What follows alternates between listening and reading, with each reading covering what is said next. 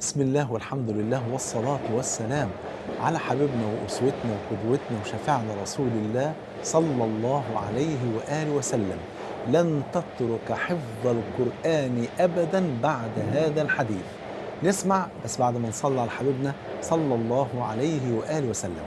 في الحديث الذي رواه الإمام مسلم أن النبي صلى الله عليه وسلم قال: أي واحد فيكم يحب أن يغدو كل يوم إلى بطحان أو إلى العقيق فيأتي منه بناقتين كوماوين زهراوين.